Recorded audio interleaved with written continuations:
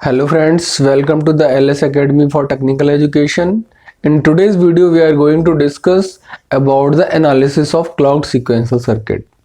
किस तरीके से क्लॉक्ड या सिंक्रोनस सीक्वेंशियल सर्किट के एनालिसिस से रिलेटेड न्यूमेरिकल्स को हम सॉल्व करते हैं, इसके बारे में आज हम डिस्कस करते हैं डिटेल में।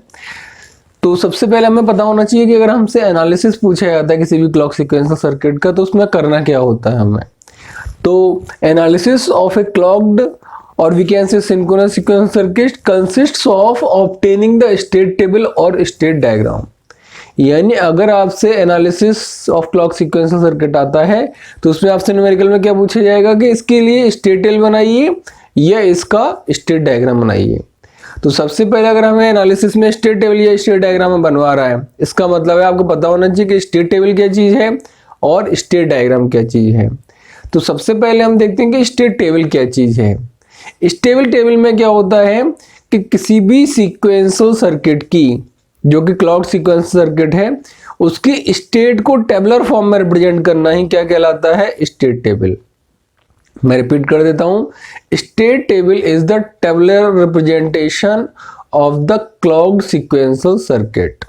ठीक है, tabular representation clock sequence circuit का है और इसमें हम रिप्रेजेंट क्या करते हैं कि उस सीक्वेंस सर्किट की जो किसी भी पर्टिकुलर मोमेंट पर स्टेट होती है, ठीक है, उसकी डिफरेंट वैल्यूज को रिप्रेजेंट करता है। अब उसमें क्या क्या चीजें होती है, यानी कि जो भी स्टेट टेबल होती है उसके कंपोनेंट्स क्या क्या होते हैं। तो स्टेट टेबल के जो कंपोनेंट्स होते हैं उसमें मैक्सिमम 4 कंपोनेंट होते हैं। ठीक है, 2 इनपुट वाली साइड में, 2 आउटपुट वाली साइड में। मैक्सिमम 4 कंपोनेंट का मतलब है कि मैक्सिमम 4 से ज्यादा कंपोनेंट नहीं हो सकते, ठीक है, और मिनिमम 2 से कम नहीं हो सकते। अब मैक्सिमम 4 क्या है और मिनिमम 2 क्या है वो हम देख लेते हैं। सबसे पहले हमें बताना चाहिए कि स्टेट टेबल के वो मैक्सिमम 4 कंपोनेंट है क्या। तो स्टेट टेबल देखिए, a state table consist present state पहला कंपोनेंट, इनपुट्स दूसरा कंपोनेंट, नेक्स्ट स्टेट तीसरा कंपोनेंट एंड आउटपुट चौथा कंपोनेंट। ठीक है, तो मैक्सिमम 4 कंपोनेंट कौन कौन से हैं, किसी भी सीक्वेंस सर्किट की प्रेजेंट स्टेट, उस सीक्वेंस सर्किट को दिए गए इनपुट्स, उस सीक्वेंस सर्किट की नेक्स्ट स्टेट और उस सीक्वेंस सर्किट से क्या आउटपुट प्रोड्यूस हो रहा है। ये मैक्सिमम 4 कंपोनेंट है। अब कभी कभी क्या होता है, कोई भी आपको न्यूमेरिकल दे रखा होता है, उसमें जो क्लॉक सीक्वेंस सर्किट है उसमें आपको हो सकता है प्रेजेंट स्टेट दे रखी हो, इनपुट दे रखा हो। ठीक है, तो आप नेक्स्ट स्टेट तो निकालनी है लेकिन आउटपुट नहीं दे रखा होगा। ठीक है, यानी कि प्रेजेंट स्टेट होगी, इनपुट होगा और नेक्स्ट स्टेट होगी, आउटपुट नहीं होगा। कुछ प्रॉब्लम्स ऐसी होंगी जिनमें प्रेजेंट स्टेट दे रखी होगी, नेक्स्ट स्टेट दे रखी होगी और आउटपुट दे रखा होगा, उनमें इनपुट नहीं होगा। ठीक है, कुछ सीक्वेंशियल सर्किट ऐसे होंगे क्लॉक्ड जिनमें सिर्फ प्रेजेंट स्टेट होगी और नेक्स्ट स्टेट होगी, यानी न तो इनपुट होगा न ही आउटपुट होगा। तो वो मिनिमम कहलाएगा कि एक इनपुट में क्या है, प्रेजेंट स्टेट है, और एक आउटपुट में क्या है, नेक्स्ट स्टेट है। तो मिनिमम 2 कंपोनेंट होंगे किसी भी स्टेट टेबल में और मैक्सिमम 4 कंपोनेंट होंगे। ठीक है, इनमें से जो प्रेजेंट स्टेट और प्रेजेंट इनपुट है ये टेबल की इनपुट वाली साइड में होते हैं और जो नेक्स्ट स्टेट या आउटपुट है ये आउटपुट वाली साइड में होते हैं टेबल के। ठीक है, तो ये हो गई हमारी प्रेजेंट स्टेट, जिसमें क्या बताया हमने, present state, input, next state और आउटपुट। अब आता है ये स्टेट डायग्राम क्या बनवा रहा है हमसे। तो स्टेट डायग्राम क्या है, state diagram is the diagrammatically representation of the state table. State table में हमने स्टेट को किस में रिप्रेजेंट किया, टेबलर फॉर्म में। ठीक है, अगर हम उसे ग्राफ की फॉर्म में यानी कि डायग्राम की फॉर्म में रिप्रेजेंट करें तो वो क्या कहलाएगा, state diagram. So we can say that state diagram is the graphical representation of the state table. So what is state diagram? Graphical representation of the state table. ठीक है, अगर उसके ग्राफ की फॉर्म में हम रिप्रेजेंट कर देते हैं स्टेट टेबल को तो वही आपका स्टेट डायग्राम कहलाएगा। ठीक है, इसके अलावा और कौन कौन सी ऐसी टर्म्स है जिनका हमें पता होना चाहिए अगर हमें analysis of clock sequence circuit का कोई भी न्यूमेरिकल सॉल्व करना है। तो सबसे पहले हमें पता होना चाहिए उसके अलावा स्टेट इक्वेशंस का क्या होता है, क्योंकि स्टेट इक्वेशंस का भी हम काफी यूज करेंगे analysis of clock sequence circuit में।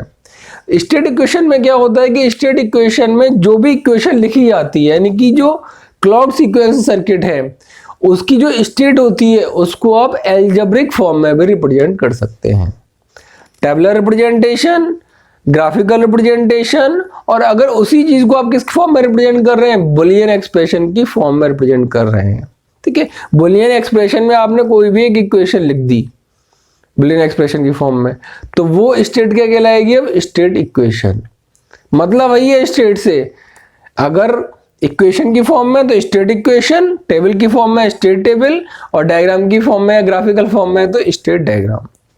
ठीक है, तो स्टेट इक्वेशन में क्या होता है, स्टेट इक्वेशन जो आती है it is drive from the state table using के मैप।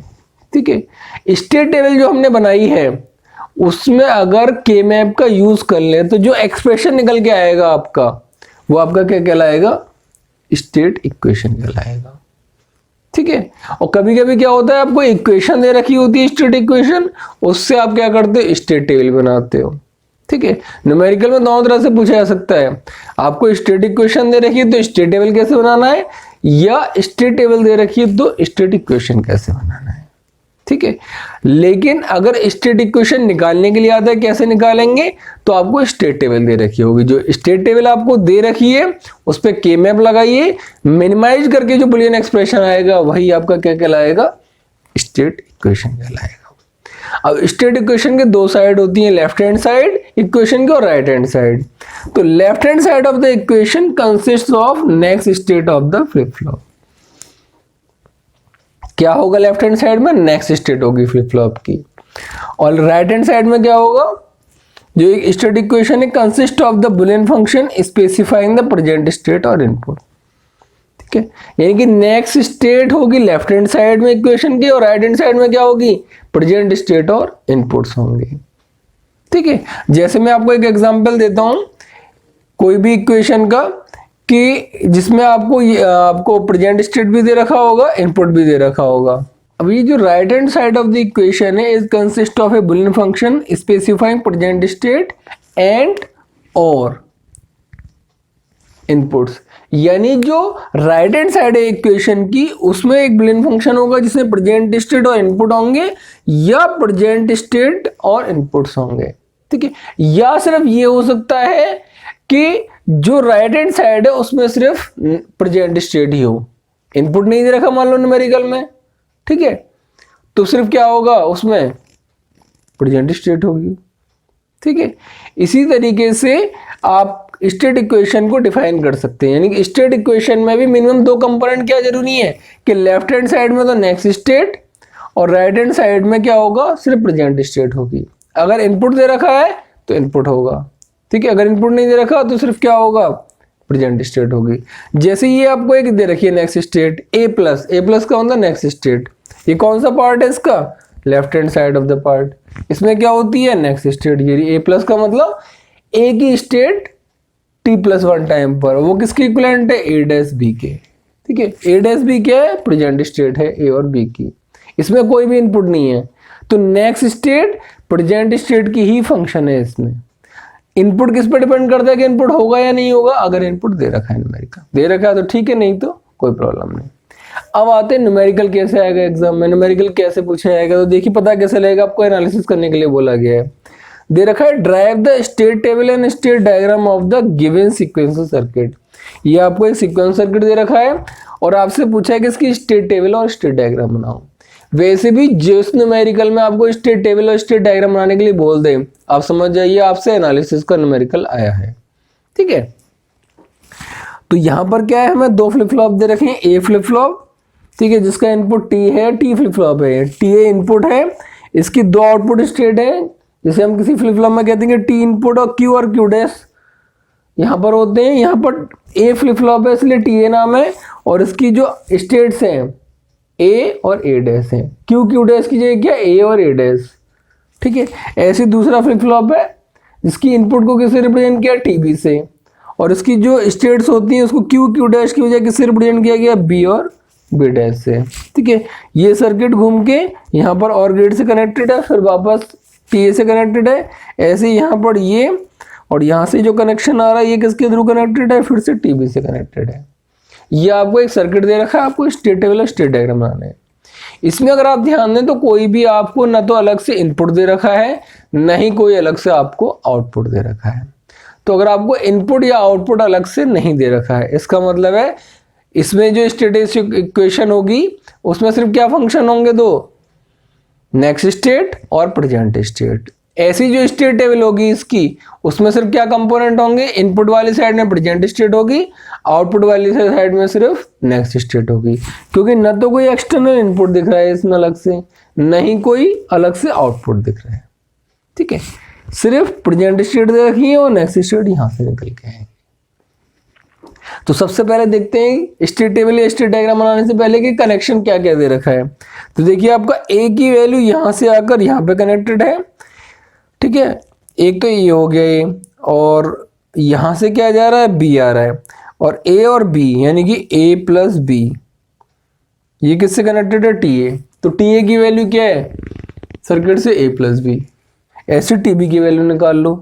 टी बी क्या है, यहां से ये बी जा रहा है और यहां से क्या आ रहा है, इस पे ए डैश आ रहा है। ए डैश प्लस बी ये किस पे कनेक्टेड है, टी बी पे। तो टी बी की वैल्यू क्या होगी, ए डैश प्लस बी, यानी फ्लिप फ्लॉप इनपुट की वैल्यू निकाल ली हमने, टी ए प्लस बी, और टी बी क्या आ गया आपका, ए dash plus B.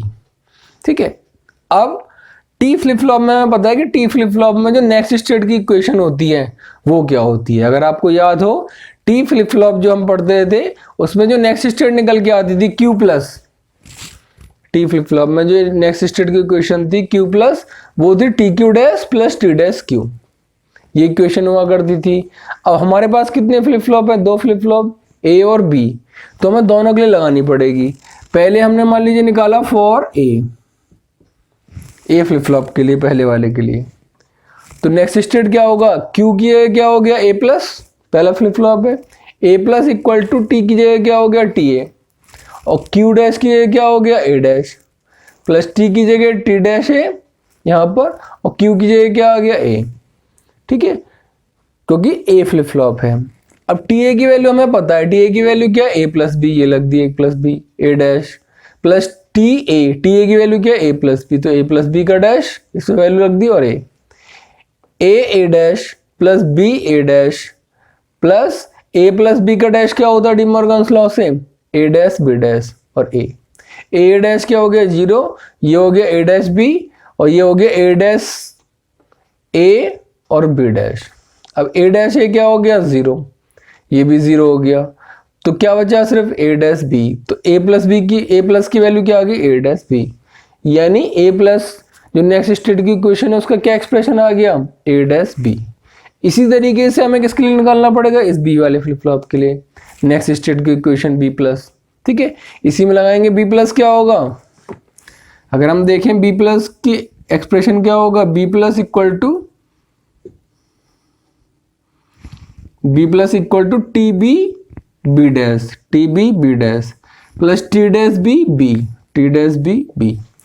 T B की वैल्यू क्या दे रखी है हमें, ए डैश प्लस बी, तो टी बी की जगह क्या रख दिया, A dash plus B dot B dash plus T B की जगह क्या रख दिया हमने, ए डैश प्लस बी, इसका डैश और डॉट बी। अब ये क्या आ गया, A dash B dash plus B B dash, और ए डैश प्लस बी का होल्डर डी मॉर्गन्स लॉ लगाया तो क्या आया, A plus A dot B dash आ गया, इस पर डी मॉर्गन्स लॉ लगाया तो, और ये आपका आ गया B, A dash B dash क्या हो गया, 0, ए बी डैश बी, ये कितना हो गया, 0, तो क्या आ गया, A dash B dash plus 0 plus 0, A dash B dash plus 0 plus 0, तो बी प्लस की वैल्यू क्या आ गई, ए डैश बी डैश, ये वैल्यू आ गई। ठीक है, तो ए प्लस ये निकल के आ गया, बी प्लस ये निकल के आ गया, इनपुट आउटपुट कुछ दे नहीं रखा है। तो स्टेट टेबल जो हम बनाएंगे उसमें क्या होगा, प्रेजेंट स्टेट वाली साइड में सिर्फ क्या होगा, ए और बी फ्लिप फ्लॉप की प्रेजेंट स्टेट, दो फ्लिप फ्लॉप है ए और बी, तो प्रेजेंट स्टेट भी कितनी होंगी, जितने फ्लिप फ्लॉप उतनी ही प्रेजेंट स्टेट, ए और बी। ठीक है, और इनपुट कुछ दे रखा है, नहीं इनपुट अलग से कुछ दे नहीं रखा है। क्या आउटपुट दे रखा है, नहीं दे रखा, तो इनपुट वाली साइड में सिर्फ क्या होगी, प्रेजेंट स्टेट, इनपुट है ही नहीं। आउटपुट वाली साइड में क्या होगी, सिर्फ next state, output next state क्या होगी, ए प्लस और बी प्लस। अगर ए और बी प्रेजेंट स्टेट हैं तो उनकी नेक्स्ट स्टेट हमेशा क्या होगी, ए प्लस और बी प्लस होगी। ठीक है। अब ए भी प्रेजेंट स्टेट दे रखी है आपको, 2 प्रेजेंट स्टेट ए बी, तो कितने कॉम्बिनेशन बनेंगे 4, 0 0 0 1 1 0 1 1। ठीक है। अब ए प्लस कैसे निकलेगा, ए प्लस निकलेगा इसमें वैल्यू रखने से। ए और बी की जो वैल्यू है 0 0 वो इसमें रख दीजिए, ए 0 रखा बी 0 रखा, तो क्या आ गया ए प्लस 0। ठीक। अब ऐसे बी प्लस निकालना है, ये बी प्लस है, बी प्लस कैसे निकलेगा, ए डैश बी डैश, ए और बी की वैल्यू 0 रख दो इसमें, क्या आ जाएगा 1 आ जाएगा। ऐसे ही ए और बी की वैल्यू, ए की वैल्यू 0 बी की वैल्यू 1 रखकर ए प्लस निकाल लो फिर से इस इक्वेशन से, ये आ जाएगा 1। और ए और बी की वाली जो 0 1 वैल्यू है किसमें रख दो, इस वाली इक्वेशन में रख दो, तो कितना आ जाएगा ये 0 आ जाएगा। फिर ए और बी की जो 1 0 वैल्यू है वो ए प्लस में रख दो, ये वैल्यू निकल आएगी। फिर ए और बी की जो वैल्यू दे रखी है वो इसमें रख दो, तो कौन सी वैल्यू निकल आएगी 0। यानी इन्हीं इक्वेशन में ये अलग अलग वैल्यूज पुट करते जाओ, तो आपको क्या मिल जाएगी, ये नेक्स्ट स्टेट मिल जाएगी। ठीक है। ये जो टेबल आई है आपकी, ये क्या कहलाएगी, स्टेट टेबल। अब इसी को डायग्राम की फॉर्म में रिप्रेजेंट कर दो, ग्राफिकल फॉर्म में, तो ये किस में कन्वर्ट हो जाएगी, स्टेट डायग्राम। देखो कितनी प्रेजेंट स्टेट है, 4, 0 0 0 1 1 0 1 1। तो प्रेजेंट स्टेट को ये नोड ले लो, 0 0 0 1 1 0 1 1, 4 है, 0 0 0 1 1 0, तो 4 आप नोड बना दिए। अब देखो 0 0 वाली स्टेट किस पे जा रही है, 0 1 पे, 0 0 वाली स्टेट 0 1 पे जा रही है, 0 1 वाली किस पे जा रही है, 1 0 पे, 0 1 वाली 1 0 पे, 1 0 वाली किस पे जा रही है, 0 0 पे, 1 0 वाली किस पे जा रही है, 0 0 पे, 1 1 वाली किस पे जा रही है, 0 0 पे, 1 1 वाली किस पे जा रही है, 0 0। तो सर्किट कर क्या रहा है, ये 0 0 से 0 1, 0 1 से 1 0, फिर 0 0, यानी ये क्या काउंट कर रहा है, it count the state sequence 0 0 to 0 1, 0 1 to 1 0, और उसके बाद उसको रिपीट कर रहा है। ठीक है। तो ये आपका analysis of the clock sequence circuit है। तो एनालिसिस में हम क्या कर रहे हैं, क्या ऑब्टेन कर रहे हैं एनालिसिस में, स्टेट टेबल और स्टेट डायग्राम। ठीक है। इस पर्टिकुलर प्रॉब्लम में इनपुट आउटपुट नहीं दे रखे थे, इसलिए हमने इजीली प्रेजेंट स्टेट और नेक्स्ट स्टेट की हेल्प से स्टेट टेबल बना लिया, स्टेट डायग्राम बना लिया। In the next videos we will also discuss another numerical which is based on the analysis of clock sequence circuit, जिसमें आपको इनपुट भी दे रखा होगा और आउटपुट भी दे रखा होगा। ठीक है। तो हम नेक्स्ट वीडियो में एक ऐसा एग्जांपल लेंगे जिसमें एनालिसिस पढ़ेंगे क्लॉक सीक्वेंस सर्किट का with inputs as well as output in the state table. अगर आपको ये वीडियो पसंद आता है then you like this video, please share it. Thank you so much.